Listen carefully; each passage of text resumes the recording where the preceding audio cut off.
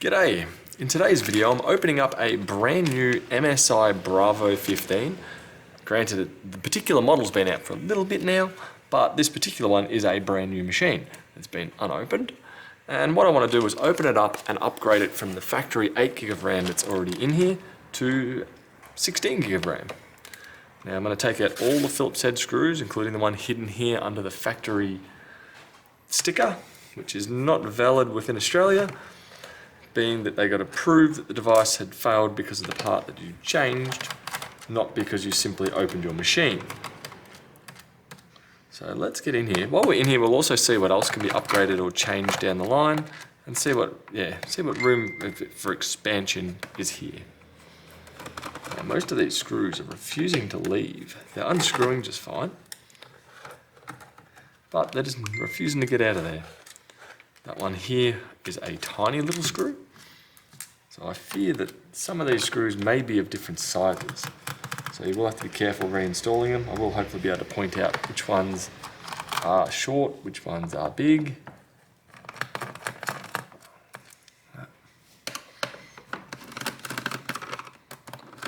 Go.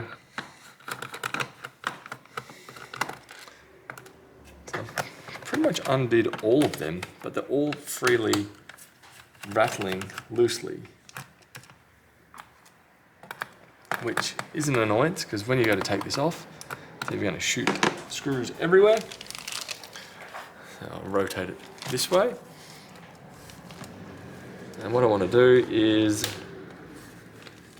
in the seam along here, I want to use a pry tool.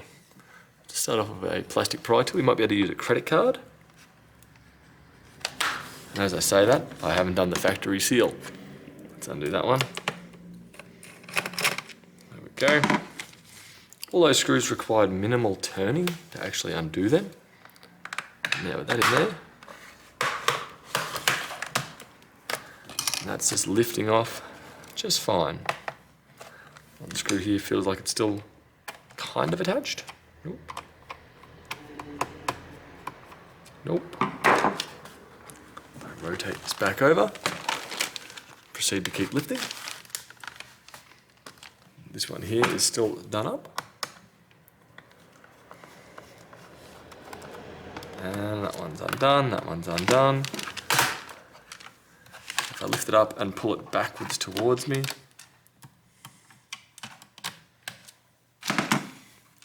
just to use a separating tool over here again. There we go. And if I wiggle this back, pull it towards me, and twist it slightly, we are now in. So with us now being in the machine, what can we see? We see copper coolers, fans, memory, battery, SSD. To begin with, I'm going to disconnect the battery. If I zoom in over here, sadly I'm not really seeing any extra room for expansion on here. So if I go here, I'm going to pull this up, wiggle it backwards. I'm basically going like that as I'm pulling it back. There we go, one battery disconnected. Let's have a look at the NVMe here. So Kingston, the particular model of Kingston, I'm not too sure. Wiggling that, lifting that up and wiggling it out. So with this one, it kind of stuck on here. So you can just typically fold them straight up. But in this instance, it didn't want to. Now, typically you can upgrade your RAM or upgrade your NVMe SSD with a larger capacity, so you can put in a 1 terabyte, a 2 terabyte. Pretty much anything would really work in here. Most of them, even the PCI 4 or PCI 4 Gen 4 ones, they'll still work in here, but they'll run. Most of them will just down clock to Gen 3 speeds, so you won't get a speed boost putting them in. So when we go to put that in, take note of the little notch here to the notch here. Slide in, pull down, put screw in. Either, if you're replacing it, you'll either have to create a Windows 10 or 11 media creation, or use the Windows 10 media creation tool to make a USB to reinstall the operating system, or you could potentially clone it prior to taking the hard drive out. Granted, that will require some adapters, some software to be able to do that. If you have a look over here, we have the wireless card, which on this particular model I think is a MediaTek model. We've got a MediaTek MT921K. So that one there, I'm not too familiar with that, just a budget one of some variety. Over here, this does look to be just particular sort of spacing of styrofoam to fill in the gap for where the extended battery could potentially go. As we do see different screw holes down here. This also looks like a 2.5 inch drive. Could have almost potentially gone here, but I'm seeing no real connectors in the area to actually be able to do that. So that's a tad disappointing. We don't have any set or any expansion. Do also have the downwards facing speakers down here. One on the other side over here, one over here. But what I'm really here to do is have a look at the RAM. Hopefully, excellent. So we have one populated slot, one unpopulated slot. So if I pull this out of the way, you guys will be able to see what I'm trying to explain. There we go, move that out of the way. We have a slight notch just here.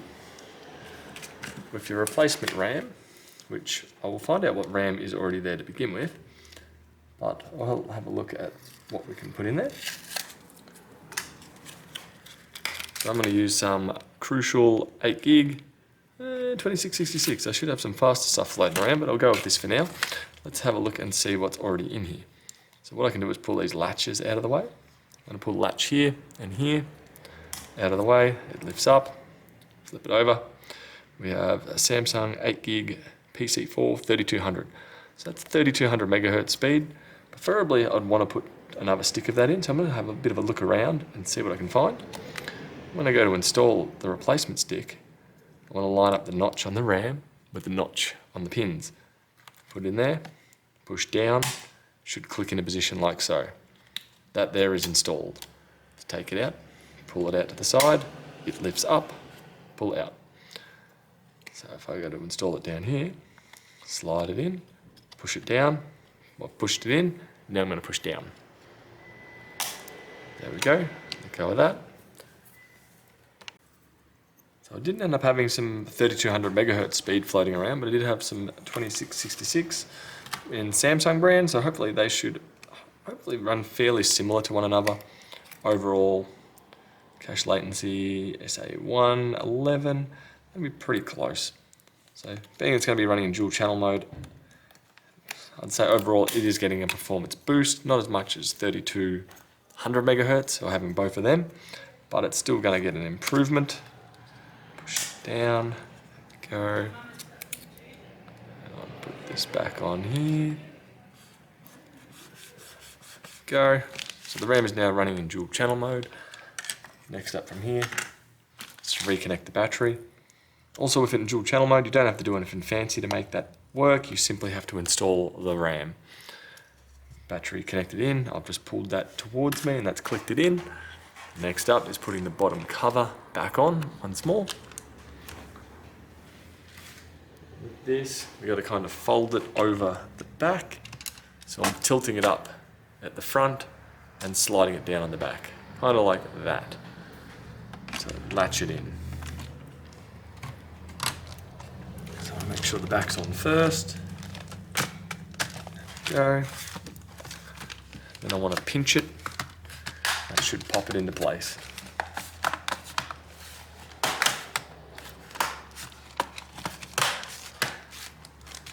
Go.